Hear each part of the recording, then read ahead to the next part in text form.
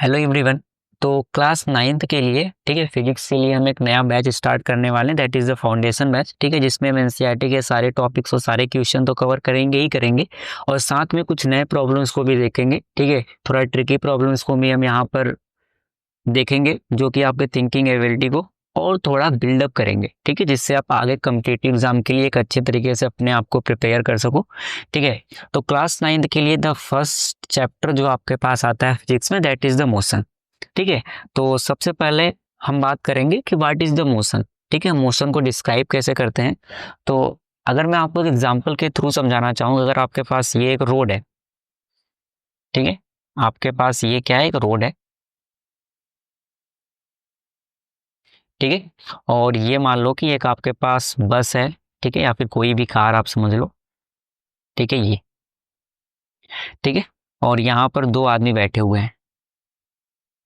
ठीक है, देख, मान लो कि ये एक सीट है और ये दूसरा सीट है। ठीक है, यहाँ पर एक आदमी बैठा हुआ है। ठीक है, और एक आदमी आपके पास यहाँ पर बैठा हुआ है। ठीक है, मान लो कि it is the man one. ठीक है, और ये आपके पास क्या है, मैन टू। ठीक है, और एक आदमी आपके पास यहाँ पर खड़ा हुआ है, लेट। ठीक है, एक आपके पास यहाँ पर खड़ा हुआ है, that is the man three. ठीक है, और मान लो कि यहाँ पर एक पेड़ है। ठीक है, यहाँ पर आपके पास क्या है, एक पेड़ है, दैट इज द ट्री। ठीक है, तो अगर मैं आपसे ये कहूँ कि man one, man two, man three, ठीक है, तीनों के लिए मैं बात कर रहा हूँ कि जब ये पेड़ को देखेंगे तो क्या हो रहा है। ठीक है, आप एक डायरेक्शन डिसाइड कर लो कि इस डायरेक्शन में आपके पास राइट डिस्प्लेसमेंट है। ठीक है, मतलब ये राइट डायरेक्शन में, अगर इस डायरेक्शन में कोई चीज मूव कर रही हो तो राइट डायरेक्शन में मूव करेगी, और इस साइड के डायरेक्शन को मैं बोल रहा हूँ इट इज द लेफ्ट।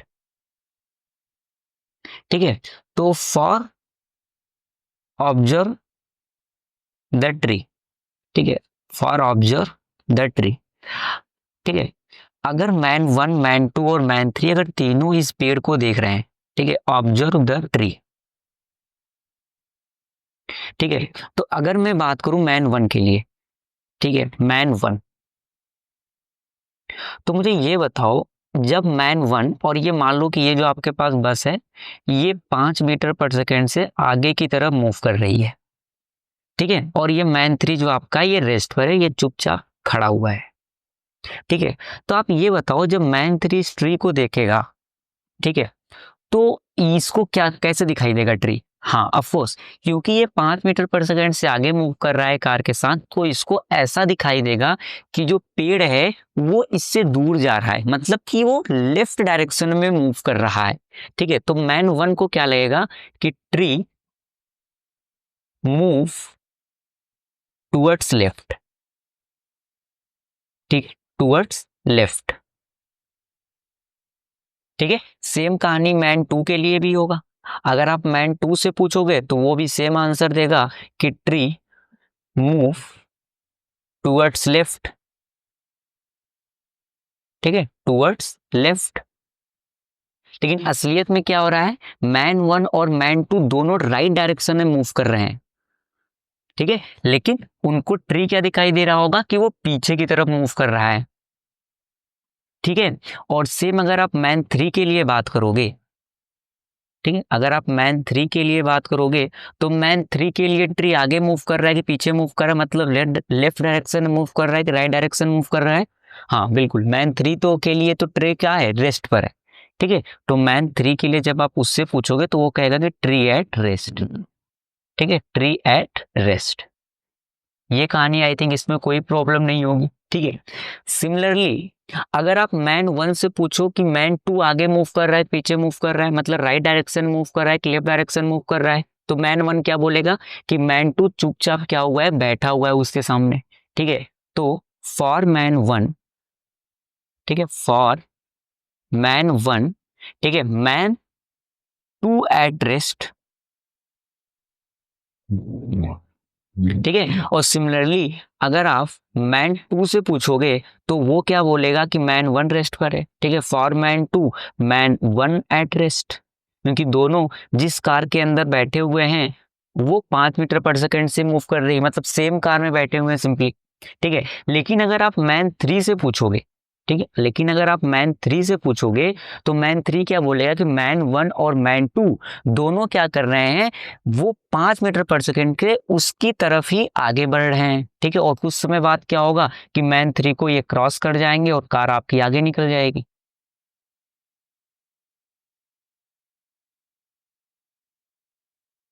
ठीक है, इसका मतलब कि फॉर मैन 3, ठीक है, मैन 1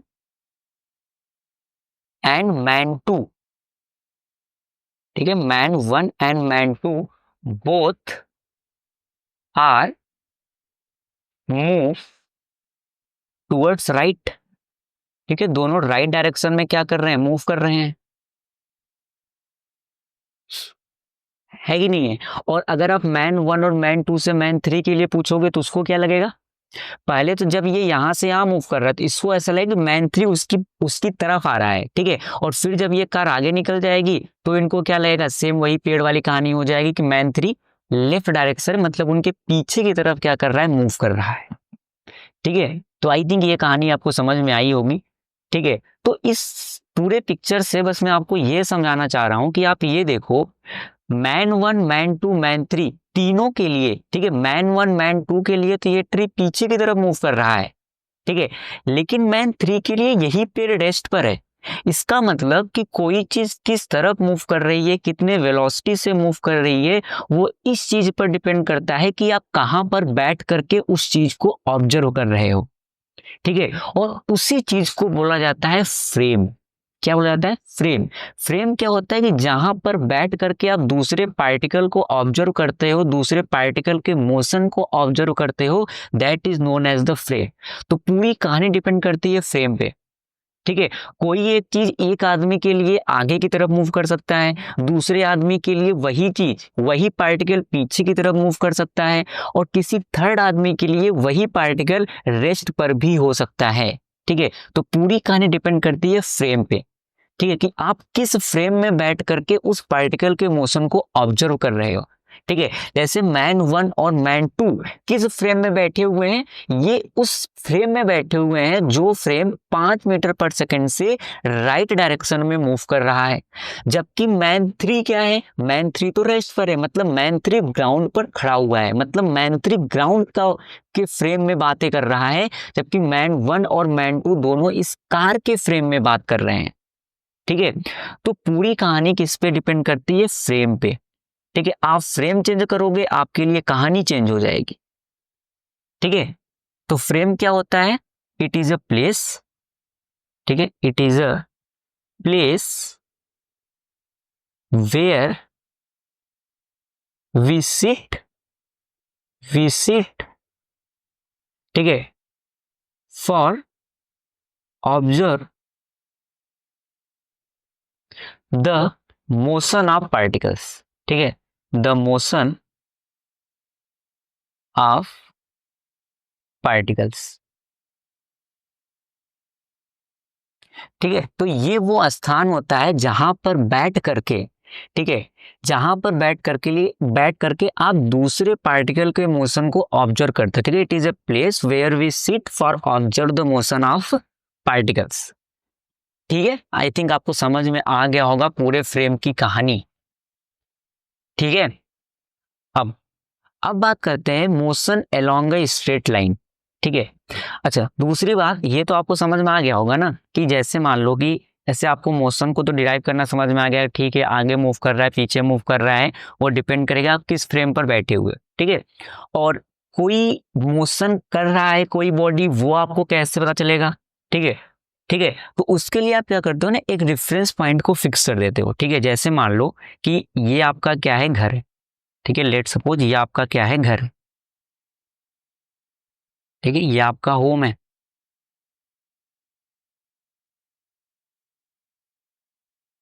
ठीक है, ये आपका क्या है, होम। ठीक है, और मान लो कि यहां से ये रोड है। ठीक है, और इस रोड से मान लो कि यहां पर आपका स्कूल है।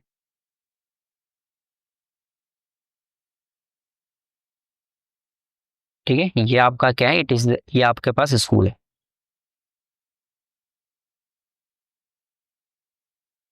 ठीक है। तो आपका अगर आप अपने होम को एज ए रेफरेंस पॉइंट लो, ठीक है, at a reference point. Reference point का क्या मतलब है कि आप ये बताओगे कि मेरे घर से, ठीक है, जैसे मान लो कि ठीक है, अभी मैं आपको बताता हूँ, ठीक है, जैसे आप समझो भैया, जैसे आप अगर आपने अपने घर को रेफरेंस पॉइंट लिया और मान लो कि आपके घर से, ठीक है, आपके घर से स्कूल के बीच की जो दूरी है, ठीक है, distance between home and school, ठीक है, होम और स्कूल के बीच की जो दूरी है, ठीक है, distance between home and school, ठीक है, मान लो होम और स्कूल के बीच की जो दूरी है, मान लो कि अगर वो आपके पास 500 मीटर है, लेट सपोज, ठीक है। तो आप ये बताओगे कि अगर आप मेरे घर से निकलो और 500 मीटर चलोगे तो मेरा क्या आ जाएगा, स्कूल आ जाएगा। मतलब आपका घर एक क्या रेफरेंस पॉइंट है, ठीक है, क्या है रेफरेंस पॉइंट है। जैसे आप समझो कि जैसे मान लो कि कोई आदमी है, ठीक है, वो आपसे आके रास्ता पूछ रहा है कि इनका घर कहाँ पर है, तो आप बताते हो ना कि आगे से एक मुड़ान है, ठीक है, मतलब एक टर्निंग पॉइंट है, वहां से आप राइट डायरेक्शन में मुड़ जाओ और राइट डायरेक्शन में आप 200 मीटर 100 मीटर आगे जाओ, उनका घर आपको मिल जाएगा। तो वो जो टर्निंग पॉइंट है, ठीक है, that is the reference point, ठीक है, जिसको लेकर के आप बातें करते हो कि उस पॉइंट से अगर आप इस डायरेक्शन में इतना मीटर चलोगे तो आपको उनका घर मिल जाएगा, ठीक है, जो भी चीज है, that is the reference point, ठीक है, that is the reference point, ठीक है। तो ये भी चीजें आपको समझ में आ गई होगी, ठीक है। तो यहां तो आपको समझ में आया ना कि रेफरेंस पॉइंट से आप अगर 500 मीटर चले तो आपने मोशन किया, ठीक है। आप जब तक घर से 500 मीटर नहीं चलोगे आप स्कूल नहीं पहुंचोगे, ठीक है। और आप 500 मीटर चले हो मतलब आपने मोशन किया है, मतलब पार्टिकल के पास गति है, वो कुछ वेलोसिटी से कुछ स्पीड से इस डायरेक्शन में मूव किया है, ठीक है। तो यहाँ पर आई थिंक थोड़ा बहुत आपको आइडिया हो गया होगा कि हाँ मोशन होता क्या है, ठीक है।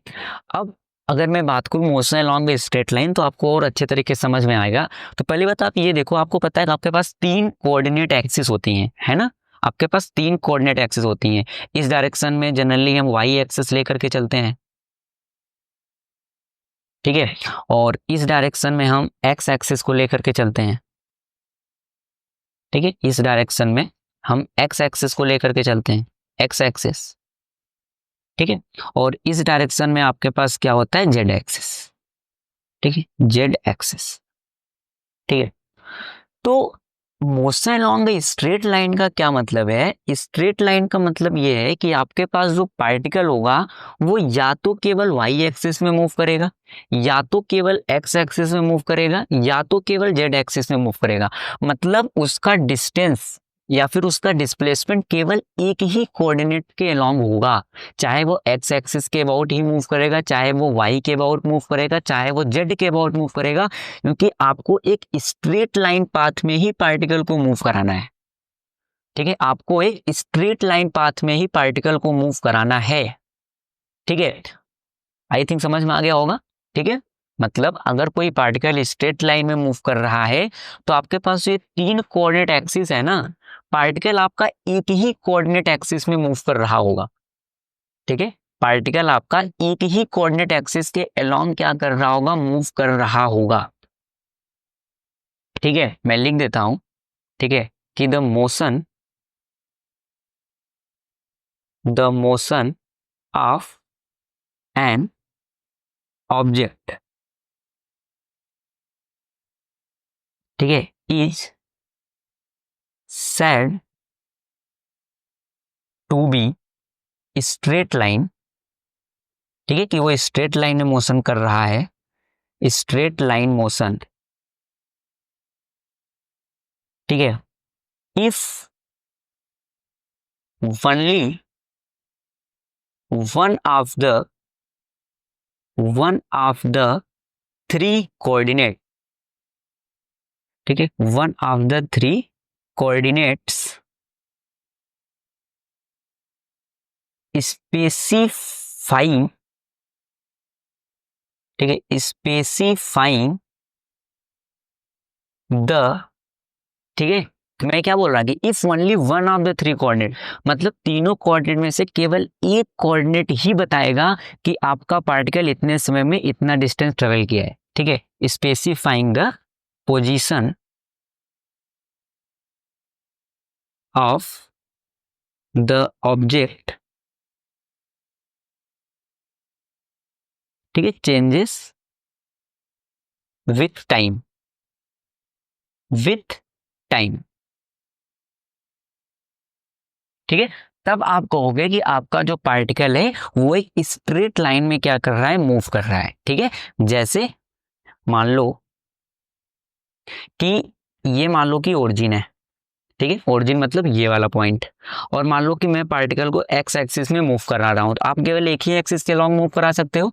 तो अगर मैं एक्स एक्सिस से मूव कर रहा हूँ that is a straight line path, ठीक है। तो ये आपके पास क्या है, ओरिजिन है, ठीक है, जिसको आप रेफरेंस पॉइंट बोलते हो, ठीक है, रेफरेंस पॉइंट, जहां से मैं बताऊंगा कि पार्टिकल ओरिजिन से कितना डिस्टेंस आगे या फिर कितना डिस्टेंस पीछे मूव किया है, वही तो मैंने बोला, that is the reference point, ठीक है। जैसे यहाँ पर आपका घर रेफरेंस पॉइंट था, ठीक है, या फिर अगर मान लो कि घर से स्कूल जाते समय बीच में कोई टर्निंग पॉइंट आ जाता तो आप उस टर्निंग पॉइंट को भी रेफरेंस पॉइंट बोल सकते हो, ठीक है। तो बेसिकली अपने आसानी के लिए, ठीक है, आप रेफरेंस पॉइंट किसी को भी ले सकते हो, इसमें से कोई बड़ी बात नहीं कि आपको रेफरेंस पॉइंट यहाँ पर अपने घर को ही ले सकते थे, हो सकता था बीच में कहीं पर यहाँ पर टर्निंग पॉइंट आ जाता और आप उस टर्निंग पॉइंट को बोलते, कुछ टर्निंग पॉइंट से राइट डायरेक्शन या 100 मीटर जो मेरा स्कूल आ जाएगा, ठीक है। तो आप रेफरेंस पॉइंट कुछ भी बोलो, अपने होम को ही बोल सकते हो, आप उस टर्निंग पॉइंट को ही बोल सकते हो, ये आपके ऊपर है, ठीक है। आपको उस जगह को बताने में, जिस पॉइंट को लेकर के आप उस जगह के बारे में बताओ, ठीक है, वो आसान पॉइंट हो, ठीक है, मतलब आपको बताने में आसानी हो, दैट्स इट,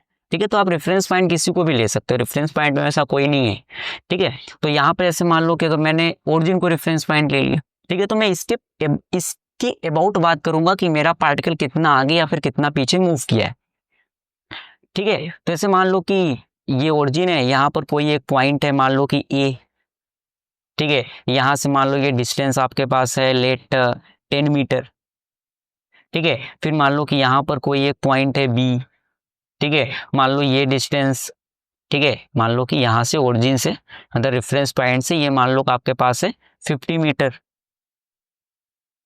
ठीक है, और ये कितना था 10 मीटर, ठीक है। तो आपका पार्टिकल मान लो यहाँ से चलना स्टार्ट किया, ठीक है, पहला आपके पास ये आदमी, मान लो आदमी है एक जो चल रहा है यहाँ से, तो पहले यहाँ पर था, फिर वो यहाँ पर आया, ठीक है, फिर वो यहाँ पर आया, ठीक है। तो आप ये देखो इसका मोशन स्ट्रेट लाइन है कि नहीं है, वो एक ही एक्सिस के अबाउट मूव कर रहा है कि नहीं मूव कर रहा है, बिल्कुल मूव कर रहा है, ठीक है। तो that is the straight line motion, ठीक है। जैसे अगर मैं कुछ एग्जाम्पल के बारे में बात करूं कि जैसे आप मान लो कि मोशन ऑफ ट्रेन, ठीक है, मोशन ऑफ अ ट्रेन, ठीक है, अलोंग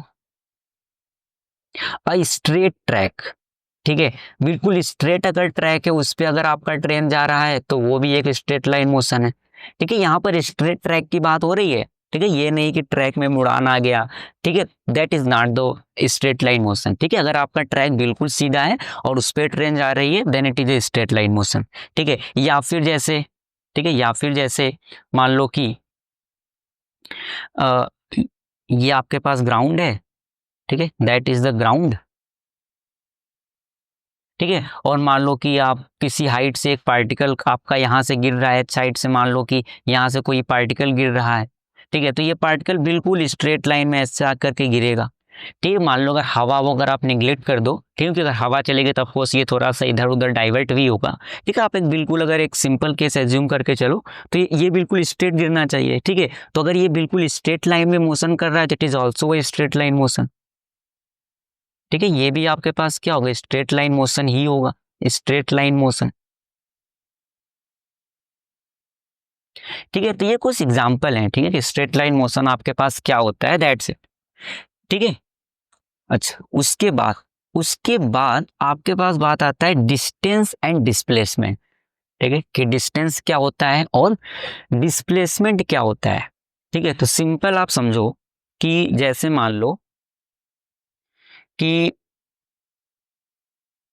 आप मान लो कि यहाँ पर कोई एक पॉइंट ए है, ठीक है, और यहाँ पर कोई एक पॉइंट लेट सपोज बी है, ठीक है, यहाँ पर कोई एक पॉइंट लेट सपोज क्या है बी है, और ए से बी जब आप जा रहे हो, ठीक है, मान लो कि रोड कुछ इस प्रकार से है कि आप पहले ऐसे गए, ठीक है, लेट सपोज, ठीक है, फिर आप कुछ इस प्रकार से मूव करके मान लो कि आप बी पर पहुंच गए हो, ठीक है, लेट सपोज, ठीक है, यहाँ पर कोई एक पॉइंट सी भी आ रहा है मान लो, ठीक है, ठीक है, और एक तो क्या हो सकता है कि डायरेक्ट आप इनको स्ट्रेट लाइन से ज्वाइन कर लो, ठीक है, ऐसे भी आप ए से बी पहुंच सकते हो, ठीक है, ऐसे भी आप ए से बी पहुंच सकते हो, ठीक है। तो आपको इस और पता होना चाहिए कि अगर आप दो पॉइंट को एक स्ट्रेट लाइन से जब आप ज्वाइन कर देते हो ना, वो जो ये लेंथ होगा, ठीक है, जो ये लेंथ होगा जब आपने ए और बी को एक स्ट्रेट लाइन से ज्वाइन किया, that is the straight line, ठीक है, बिल्कुल स्ट्रेट लाइन है, स्ट्रेट लाइन, ठीक है।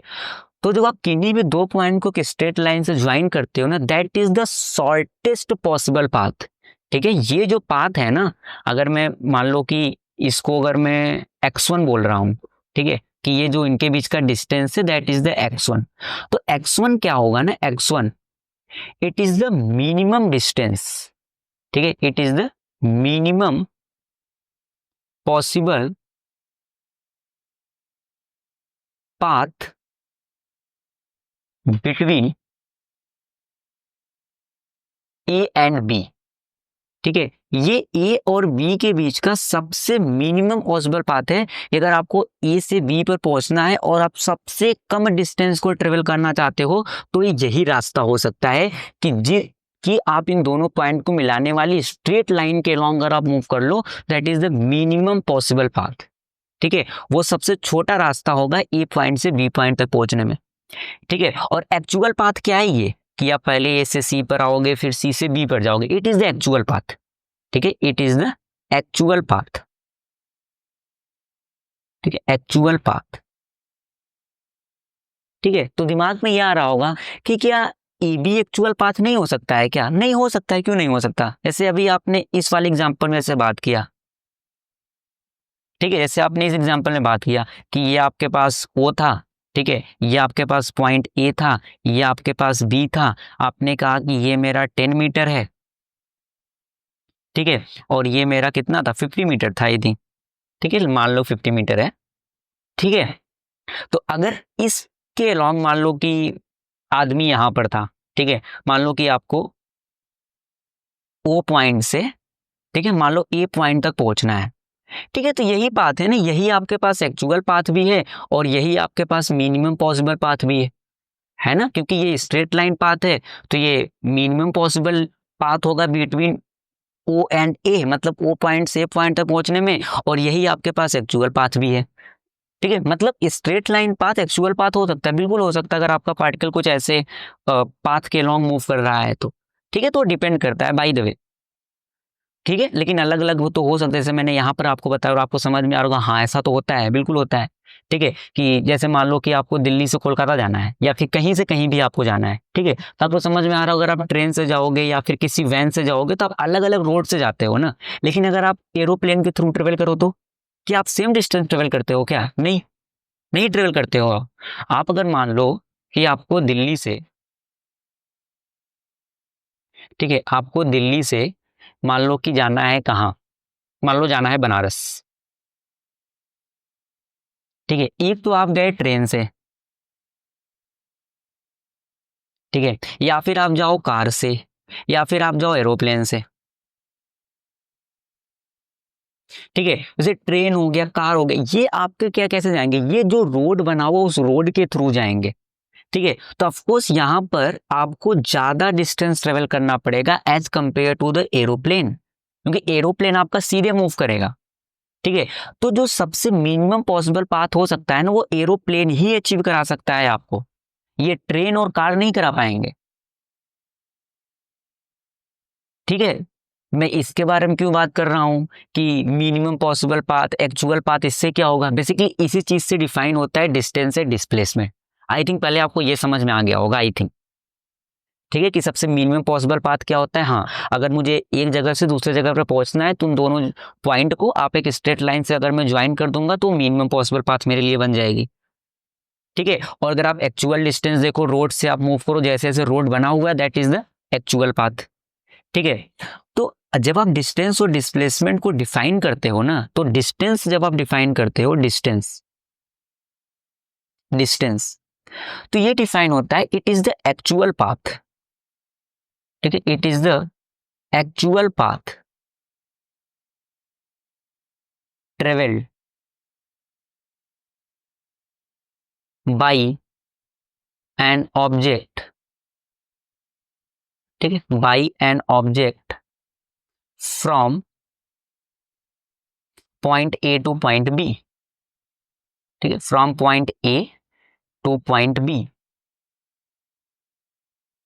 ठीक है, पॉइंट ए से पॉइंट बी में किसी पार्टिकल ने जो एक्चुअल पाथ ट्रेवल किया, that is the known as the distance. ठीक है, वो क्या होता है, वो आपके पास होता है डिस्टेंस। ठीक है, आई थिंक ये समझ में आया होगा। ठीक है, अब दूसरी बात, जब आप डिस्टेंस के बारे में बात करते हो, ठीक है, तो आप ये नहीं बात करते हो कि आप किस डायरेक्शन में मूव कर रहे हो ए से बी तक पहुंचने में, नहीं। ठीक है, आप तो केवल ट्रेवल कर लो, आप किसी भी रोड से ट्रेवल करो, आप ए से पॉइंट बी पर पहुंच जाओ, और आपने जो एक्चुअल डिस्टेंस ट्रेवल किया आप उसको लिख दो, तो वो आपके पास क्या है, डिस्टेंस है कि नहीं है। जैसे मैं क्या बताना चाहता हूँ, जैसे मान लो कि आ, हाँ, जैसे मान लो कि आपके पास ये घर है आपका। ठीक है, जैसे आपने एक रोड बताया मान लो, ठीक है, आपसे किसी आदमी ने पूछा और आपने कहा कि अ, एक टर्निंग पॉइंट है। ठीक है, उस टर्निंग पॉइंट से आप 100 मीटर राइट डायरेक्शन में मूव करोगे या फिर आप नॉर्थ डायरेक्शन में मूव करोगे, तो आप अपने जहां पर आप पहुंचना चाहते हो वहां पर आप पहुंच जाओगे। तो अगर आपने उसको डायरेक्शन बताते समय आपने एक वर्ड यूज किया, नॉर्थ। ठीक है, नॉर्थ क्या बताता है कि आप उस पॉइंट से आप ईस्ट भी जा सकते थे, वेस्ट भी जा सकते थे, नॉर्थ भी जा सकते थे, साउथ भी जा सकते थे, लेकिन आपको जाना किधर है, आपको नॉर्थ जाना है। ठीक है, मतलब आपने आदमी को दो चीज बताया, क्या क्या बताया, एक तो आपने कहा कि आप 100 मीटर जाना। ठीक है, उसके साथ आपने क्या बताया कि 100 मीटर तो जाना है, लेकिन किधर जाना है, टुवर्ड्स नॉर्थ जाना है। ठीक है, टुवर्ड्स नॉर्थ जाना है। ठीक है, तो ये जो 100 मीटर आपने बताया, ठीक है, जो आपने ये 100 मीटर बताया, ये तो आपने बताया कि आपको कितना डिस्टेंस ट्रेवल करना है, दैट इज द मैग्नीट्यूड। ठीक है, ये क्या होता है, दैट इज द मैग्नीट्यूड, कोई नंबर। ठीक है, ये तो मैग्नीट्यूड है। लेकिन जो आपने नॉर्थ बताया, ये आपने बता दिया उसको डायरेक्शन, कि नॉर्थ की तरफ आपको जाना है, दैट इज द डायरेक्शन। ठीक है, इसका मतलब कि आपको किसी पॉइंट को बताने के लिए आपने दो चीज का यूज किया, एक तो आपने मैग्नीट्यूड का यूज किया, एक आपने यूज किया डायरेक्शन का। ठीक है, आई थिंक आप स्केलर और वेक्टर के बारे में पढ़ चुके होंगे कि आपके पास स्केलर क्वांटिटीज क्या होती हैं और आपके पास वेक्टर क्वांटिटी क्या होती हैं। ठीक है, मैं आपको थोड़ा सा आइडिया यहाँ पर बस दे देता हूँ। ठीक है, कि आपके पास जो स्केलर क्वांटिटी होती है, ठीक है, आपके पास जो स्केलर क्वांटिटी होती है, किसी भी स्केलर क्वांटिटी को रिप्रेजेंट करने के लिए, ठीक है, फॉर रिप्रेजेंट, ठीक है, फॉर रिप्रेजेंट स्केलर क्वांटिटी, ठीक है, for represent a scalar quantity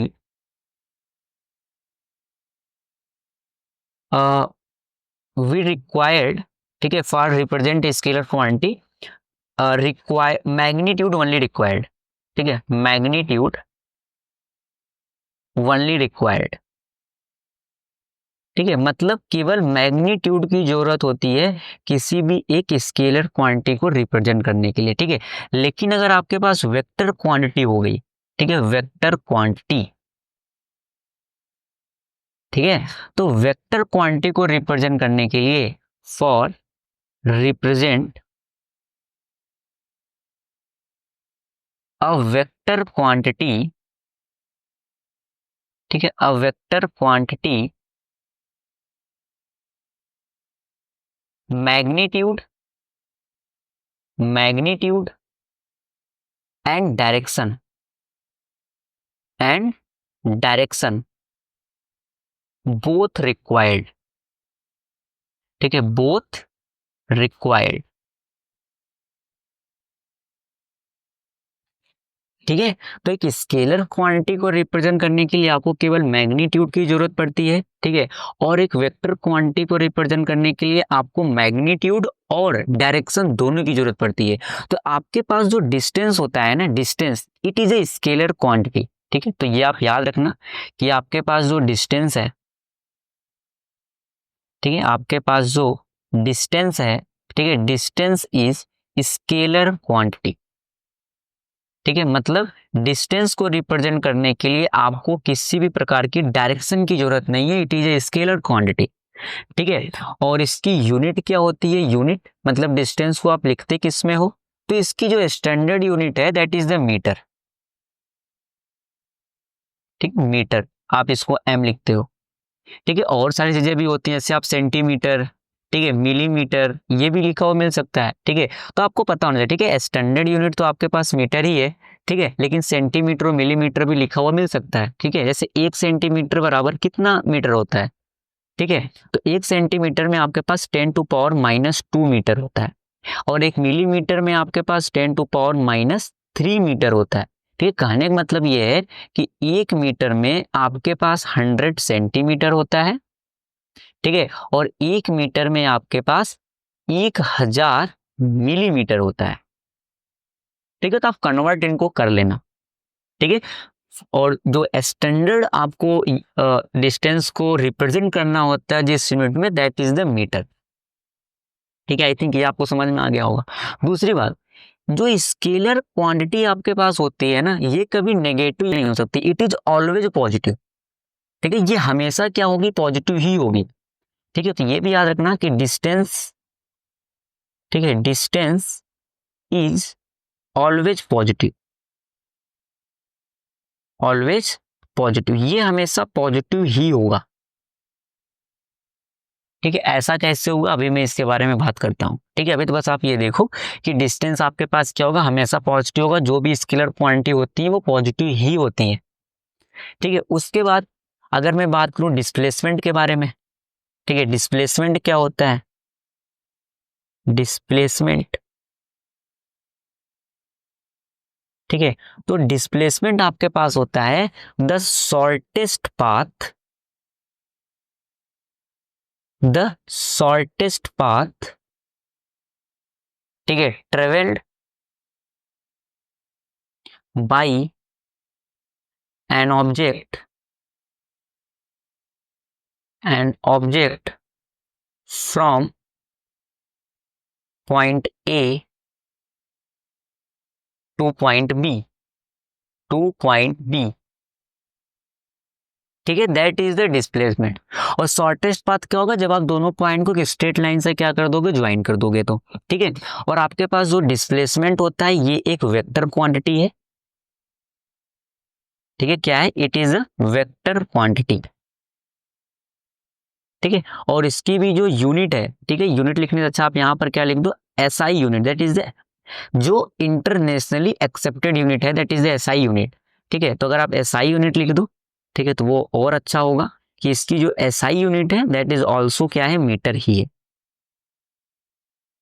ठीक है। और because it is a vector quantity, तो आपका जो डिस्प्लेसमेंट है इट कैन बी जीरो, ठीक है, ये जीरो भी हो सकता है, इट कैन बी जीरो, ठीक है, कैन बी नेगेटिव,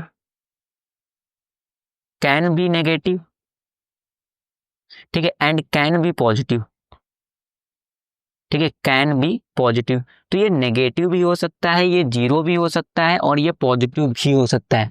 ऐसे कैसे हो गया, अब आप देखो, जैसे मान लो कि ये एक सर्कुलर पाथ है, ठीक है, ये क्या है, ये आपके पास एक सर्कुलर पाथ है,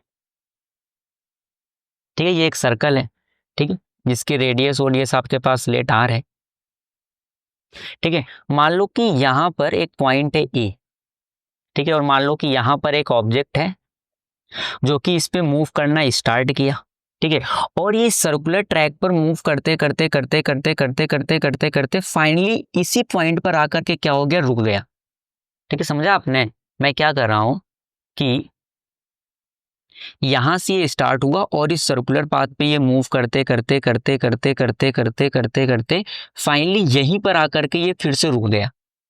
ठीक है, तो ये ए पॉइंट से अपनी जर्नी को स्टार्ट किया था और फाइनली आकर के इसी पॉइंट पर रुक गया। तो आप मुझे ये बताओ, इस केस में आपके पास इनिशियल पॉइंट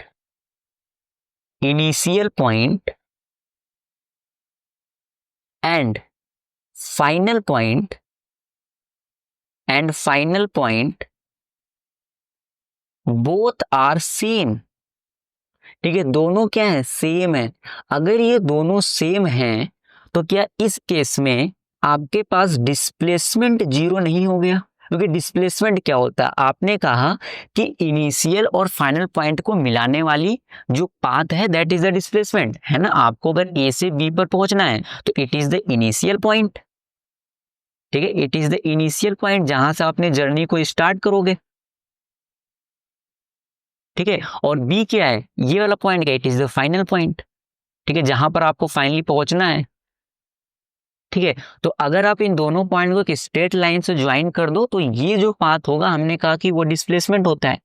ठीक है, तो इस केस में आप स्टार्टिंग पॉइंट भी ए है, फाइनल पॉइंट भी ए है, तो इसका मतलब इस केस में इनिशियल पॉइंट और फाइनल पॉइंट सेम है, तो उनके बीच की दूरी क्या है, डिस्टेंस क्या है, जीरो। तो इसका मतलब इस केस में डिस्प्लेसमेंट आपका कितना हो जाएगा, जीरो हो जाएगा। तो देखो डिस्प्लेसमेंट नेगेटिव जीरो हो सकता है, बिल्कुल हो सकता है। ठीक है, पॉजिटिव तो बहुत ही आसान बात है। मान लो कि यहाँ पर ओ, यहाँ पर ए, और इनके बीच का डिस्टेंस आपके पास लेट 10 मीटर। ठीक है, मान लो कि एक पार्टिकल यहाँ, एक आदमी यहाँ से चलना स्टार्ट किया, यहाँ पर पहुंच गया, तो इस केस में आपका डिस्प्लेसमेंट पॉजिटिव है। डिस्प्लेसमेंट क्या है, डिस्प्लेसमेंट पॉजिटिव है। उसने कितना चला, प्लस का 10 मीटर चला है। ठीक है, नेगेटिव कैसे हो सकता है, आप वो देखो, नेगेटिव भी हो सकता है, बिल्कुल हो सकता है। जैसे देखो,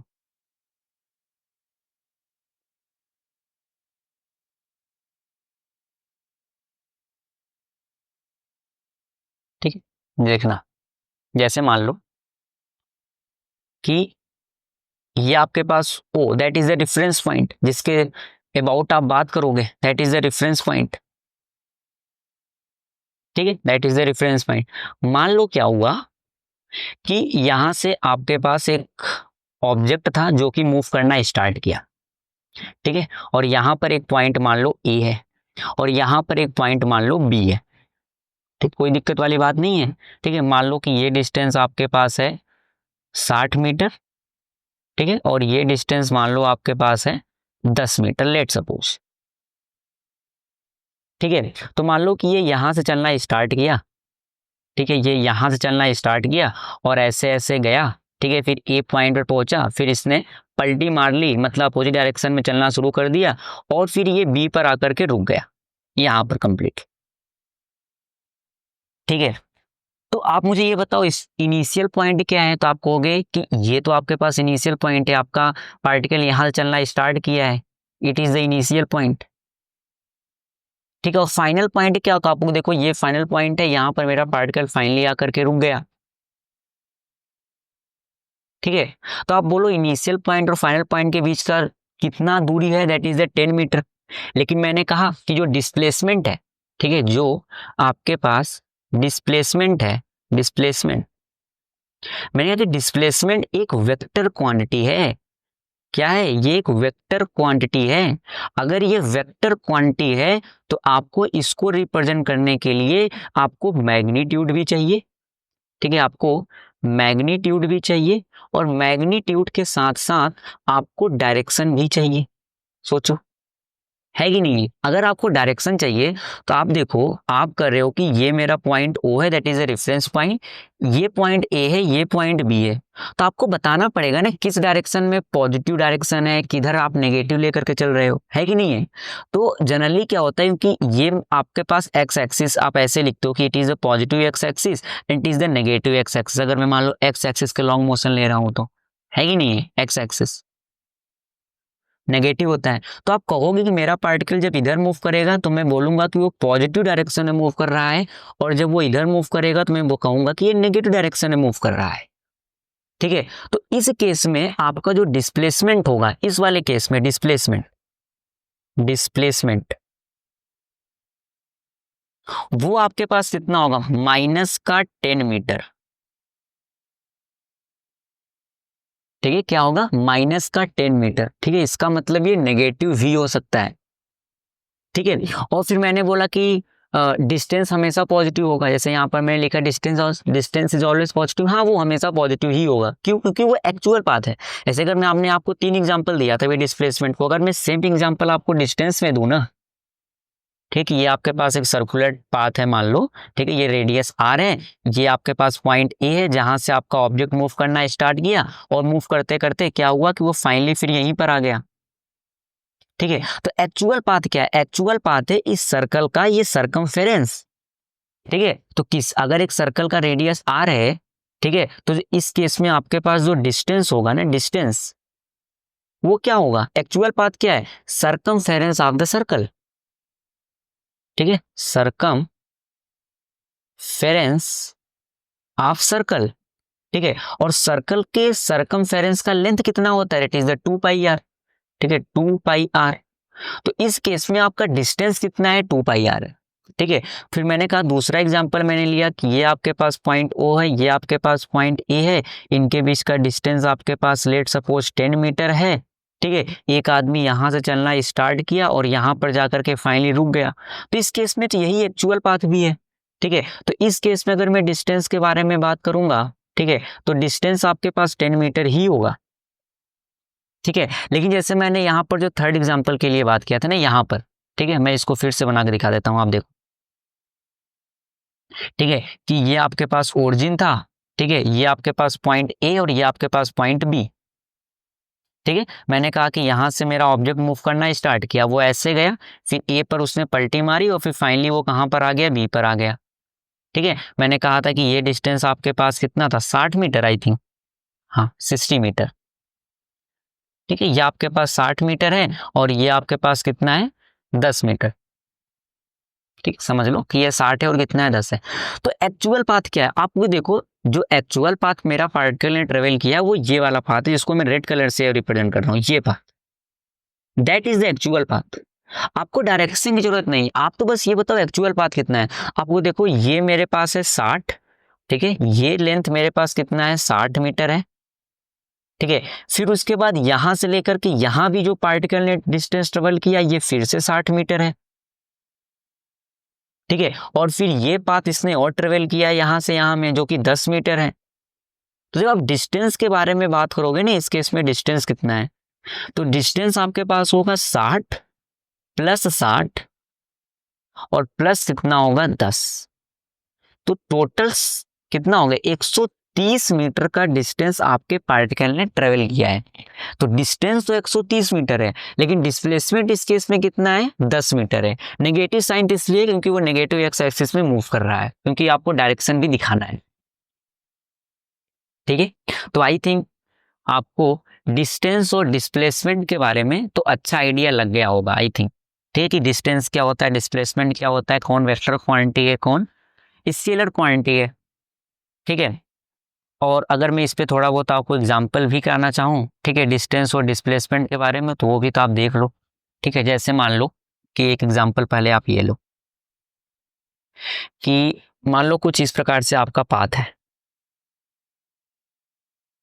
ठीक, मान लो कि ये पॉइंट आपके पास ए है, ये पॉइंट आपके पास बी है, और ये पॉइंट आपके पास क्या है, सी है।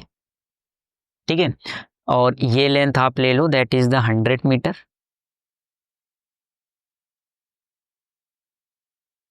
ठीक है, और ये भी आप कितना ले लो, 100 मीटर ले लो, that is also 100 metre length. ठीक है, 100 मीटर। ठीक है, मैंने कहा कि आपके पास एक ऑब्जेक्ट है, ठीक है, एन ऑब्जेक्ट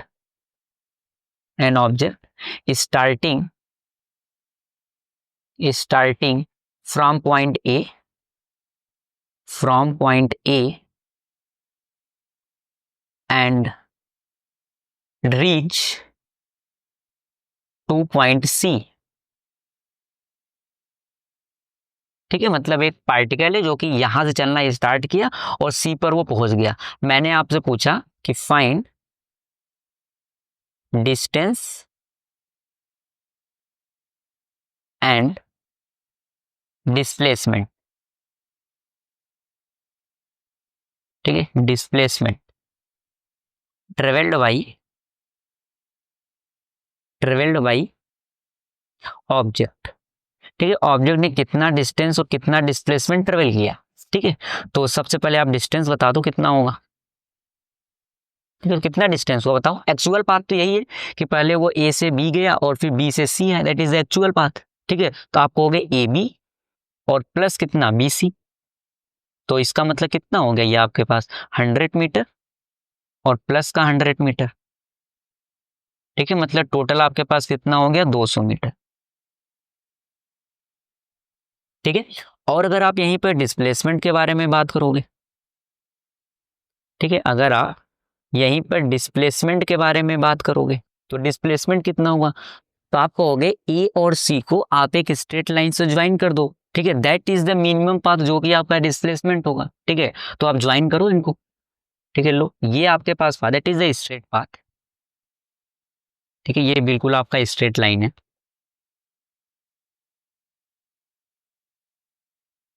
एक सेकेंड, ये बनाने में थोड़ा सा दिक्कत हो रहा है। ठीक है, that is the straight path. ठीक है, ये ठीक है, तो ये लेंथ कितना होगा, ये लेंथ कितना होगा, वो आपका डिस्प्लेसमेंट होगा। ठीक है, तो आप पाइथागोरस लगा लो। ठीक है, आप क्या लगा दो, पाइथागोरस लगा दो, तो ये आपके पास क्या है, हाँ हाइपोटेनस है। ठीक है, तो ये आपके पास कितना हो जाएगा, ये आपके पास हो जाएगा अंडर द रूट ऑफ, ठीक है, 100 का स्क्वायर। ठीक है, और प्लस कितना हो जाएगा 100 का स्क्वायर। ठीक है, मतलब ये आपके पास कितना हो जाएगा, ये आपके पास हो जाएगा 100 और √2। ठीक है, 100 √2 मीटर। ठीक है, तो डिस्प्लेसमेंट आपके पास कितना हो गया 100 इंटू √2 मीटर। ये आपके पास डिस्प्लेसमेंट हो गया। ठीक है, सिंपल। ठीक है, और बहुत एग्जाम्पल बन सकते हैं। ठीक है, जैसे और मैं अगर एग्जाम्पल के बारे में आपसे बात करूं, ठीक है, कि मान लो ये आपके पास एक रेक्टेंगुलर ट्रैक है। ठीक है, it is a rectangular track, it is the A B C D. ठीक है, ये लेंथ आप ले लो 100। ठीक है, और इसको आप कितना ले लो 50, दिस द 50 मीटर। ठीक है, सिमिलरली आप इसको ले लो 100। ठीक है, it is a rectangular track और इट इज द 50।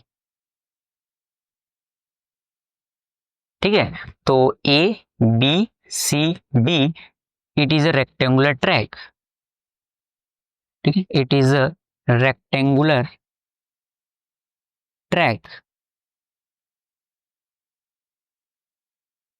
ठीक है, and an object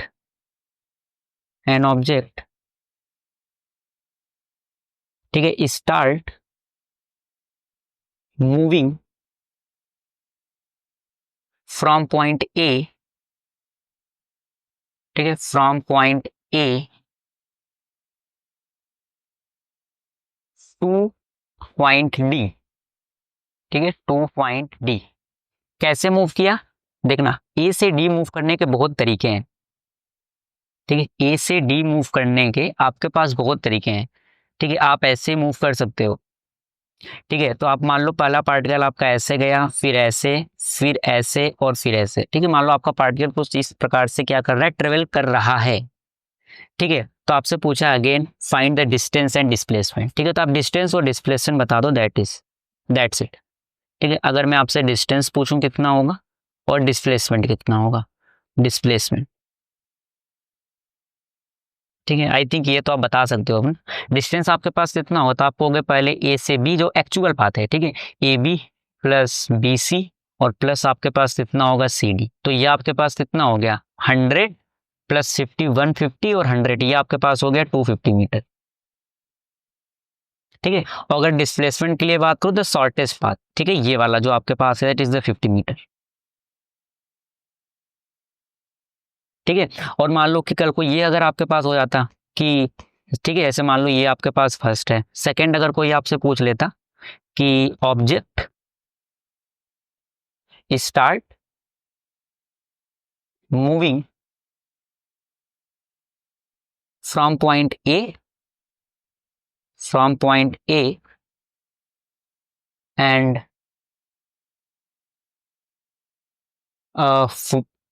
object start moving from point A and comes at rest when reaches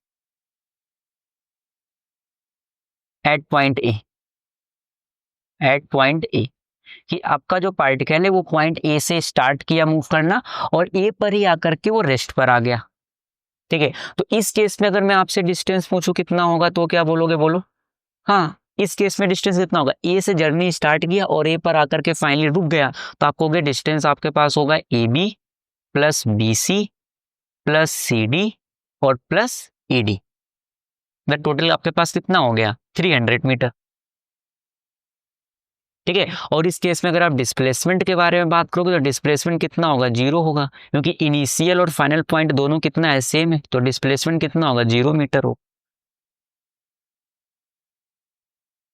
ठीक है, तो आई थिंक ये कहानी आपको समझ में अब धीरे धीरे आ गई होगी। ठीक है, इसमें ऐसी कोई बड़ी बात नहीं है, आप डिस्टेंस और डिस्प्लेसमेंट के बारे में बात कर सकते हो। ठीक है, अच्छा उसके बाद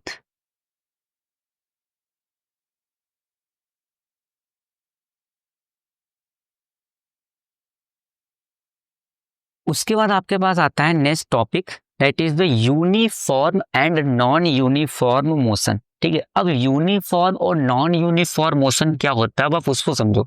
ठीक है, जैसे अगर मैं यूनिफॉर्म मोशन के बारे में बात करूं, ठीक है, यूनिफॉर्म मोशन, ठीक है, कि यूनिफॉर्म मोशन आपके पास क्या होता है, तो यूनिफॉर्म मोशन क्या होता है कि व्हेन एन ऑब्जेक्ट, ठीक है, व्हेन एन ऑब्जेक्ट ट्रेवल्स, ठीक है, व्हेन एन ऑब्जेक्ट कवर्ड, ठीक है, ट्रेवल्स नहीं कवर्ड, इक्वल डिस्टेंस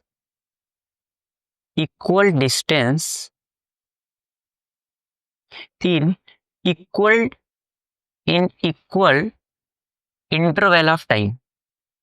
ठीक है, इंटरवल ऑफ टाइम, इसका क्या मतलब है, इसका ये मतलब है कि जब एक object same time of interval में सेम डिस्टेंस ट्रेवल करे तो बोलते हैं कि हमारा पार्टिकल एक यूनिफॉर्म मोशन कर रहा है। इसका क्या मतलब है, जैसे मैंने कहा कि मान लो कि 9 बज रहा था, ठीक है, 9 AM मान लो हो रहा था, ठीक है, 9 AM पे मेरा पार्टिकल मान लो कि 0 मीटर पर था।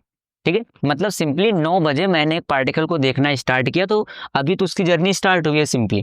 ठीक है, तो मान लो 9 mm, जब मैंने 9 AM पर देखा तो मेरा पार्टिकल 0 मीटर पर था। फिर मान लो कि मैंने 9:15 पर जब देखा, ठीक है, 9:15 पे मतलब 15 मिनट बाद ये पार्टिकल 20 मीटर आगे मुझसे मुझे मिला। ठीक है, फिर जब मैंने इसको 9:30 पर देखा, ठीक है, जब मैंने इसको 9:30 पर देखा, ठीक है, तो ये मुझे 40 मीटर पर मिला। ठीक है, सेम जब मैंने इसको 9:45 पर देखा, ठीक है, तो ये मुझे 60 मीटर पर मिला। और फिर जब मैंने इसको 10 पर देखा, ठीक है, तो ये मुझे 80 मीटर पर मिला। तो यहां से आपको समझ में आ रहा है ना कि पहले 15 मिनट में पार्टिकल ने 20 मीटर का डिस्टेंस ट्रेवल किया, फिर अगले 15 मिनट में फिर से वो 20 मीटर ही गया है, 20 से 40 मतलब 20 मीटर। ठीक है, फिर 9:30 से 9:45 के बीच में फिर वो 20 ही मीटर ट्रेवल किया है, फिर 9:45 से 10 तक फिर से वो 20 मीटर ट्रेवल किया है। मतलब पार्टिकल 15-15 मिनट में, हर 15 मिनट में 20 मीटर का डिस्टेंस ट्रेवल कर रहा है, तो हम बोलेंगे कि ये जो मेरा पार्टिकल है ये एक यूनिफॉर्म मोशन कर रहा है। क्या कर रहा है, ये एक यूनिफॉर्म मोशन कर रहा है। ठीक है, जैसे कि मान लो कि ये अगर आपके पास एक रोड है, ठीक है, ये एक रोड है और ये एक आदमी है। ठीक है, मान लो कि यहां से वो चलना स्टार्ट किया और ये आपके पास पॉइंट ए है और ये आपके पास पॉइंट बी है और ये आपके पास पॉइंट सी है, ये भी आपके पास 10 मीटर है,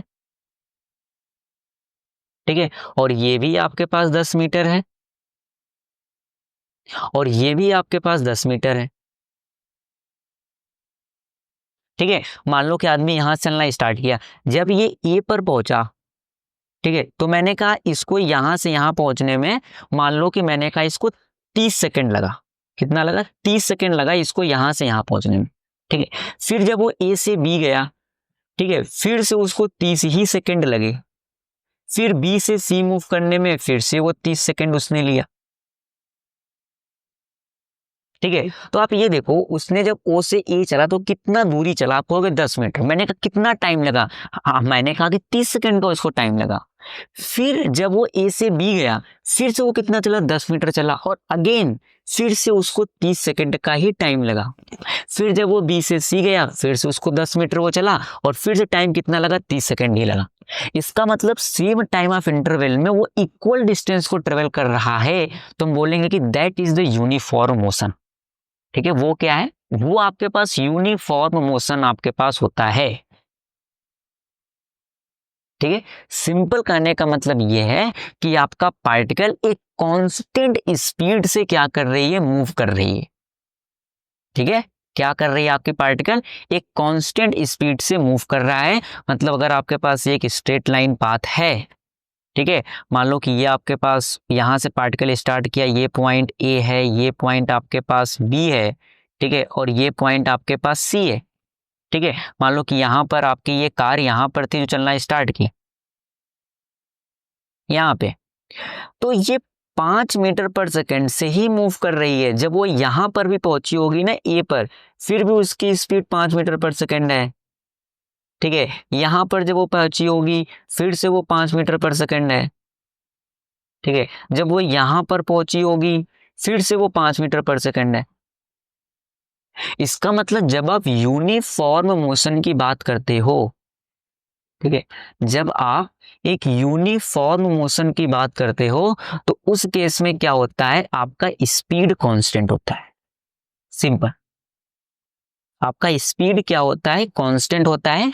पार्टिकल एक सेम स्पीड से क्या कर रहा होता है? मूव कर रहा होता है ना। तभी तो ऐसा होगा कि अगर ओ से ए जाने में, मान लो कि यहां से यहां तक पहुंचने में अगर इस कार को मान लो कितना लगा होगा, मान लो 1 मिनट लगा, ठीक है। फिर यहां से यहां भी पहुंचने में, ठीक है, अगर मान लो मैंने कहा कि ये डिस्टेंस अगर मेरे पास 100 मीटर है, ठीक है, और मैंने कहा ये डिस्टेंस भी मेरे पास 100 मीटर है,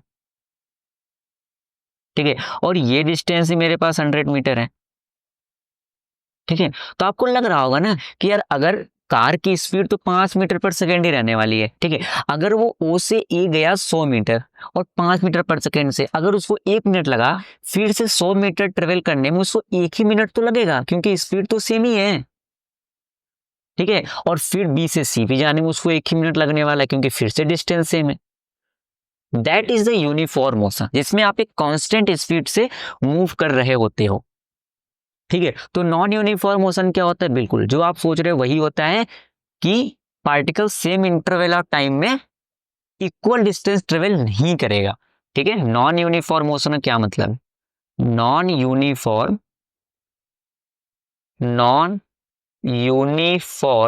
मोशन, ठीक है। इसका क्या मतलब है? Particle does not cover equal distance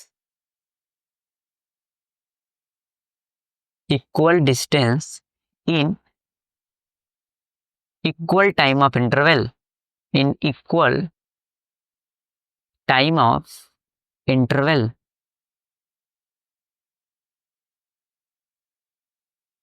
ठीक है। जैसे सेम अगर मैं वही एग्जांपल लूं कि मान लो कि 9 बजे, ठीक है, आपका पार्टिकल 0 मीटर पर था, ठीक है, मतलब उसने अपनी जर्नी को स्टार्ट किया और मान लो कि आपने 9:15 पर जब आपने देखा तो 9:15 पर अगर आपको वो 20 मीटर पर मिला, ठीक है, तो जब आप फिर से अगले 15 मिनट बाद देखोगे तो हो सकता है कि वो आपको 30 मीटर पर मिला। ठीक है, फिर जब आपने 9:45 पर देखा उसको, ठीक है, तो वो कुछ 45 मीटर पर था। ठीक है, फिर जब आपने उसको 10 बजे देखा, ठीक है, तो वो आपके पास 50 मीटर पर था। तो आप यहां पर देखो, पहले 15 मिनट में पार्टिकल ने कितना ट्रेवल किया, 20 मीटर ट्रेवल किया। ठीक है, फिर अगले 15 मिनट में आपका पार्टिकल बस 10 मीटर ट्रेवल किया। फिर उसने 15 मीटर ट्रेवल किया 15 मिनट में, फिर उसने 5 मीटर ट्रेवल किया। मतलब टाइम ऑफ इंटरवल तो सेम है, मैं हर 15-15 मिनट की ही बात कर रहा हूं, लेकिन 15-15 मिनट में मेरा पार्टिकल डिस्टेंस सेम नहीं ट्रेवल कर रहा है, वो अपोजिट डिस्टेंस को ट्रेवल कर रहा है। ठीक है, आई थिंक आपको ये समझ में आया होगा। ठीक है, और ये कब हो सकता है, जब आपका स्पीड कांस्टेंट ना हो। ठीक है, मतलब आपका जो ऑब्जेक्ट है, ठीक है, ऑब्जेक्ट, ठीक है, मूव्स विथ वेरिएबल स्पीड। ठीक है, मतलब स्पीड वेरी कर रही है, वो कांस्टेंट नहीं है, तभी ऐसा हो सकता है। क्योंकि अगर कांस्टेंट स्पीड रही फिर तो वो यूनिफॉर्म मोशन का ही केस हो जाएगा, जिसमें स्पीड आपके पास कांस्टेंट रहने वाली है। लेकिन अगर वो सेम टाइम में अपोजिट अपोजिट डिस्टेंस को ट्रेवल कर रहा है, डिफरेंट डिस्टेंस को ट्रेवल कर रहा है, तो उस केस में आपके पास जो स्पीड होगी वो क्या होगी, वेरिएबल होगी, because particle does not travel equal distance in equal time of interval. ठीक है, पार्टिकल अलग अलग डिस्टेंस को ट्रेवल कर रहा है सेम टाइम में। ठीक है, तो ये आपके पास क्या होगा, नॉन यूनिफॉर्म मोशन का आपके पास केस होगा। ठीक है, तो आज के लेक्चर को हम यहीं पर एंड करेंगे। ठीक है, इसको एक बार आप अच्छे से रिवाइज करना। ठीक है, फिर हम नेक्स्ट चैप्टर में वेलोसिटी और स्पीड के बारे में हम बात करेंगे। ठीक है।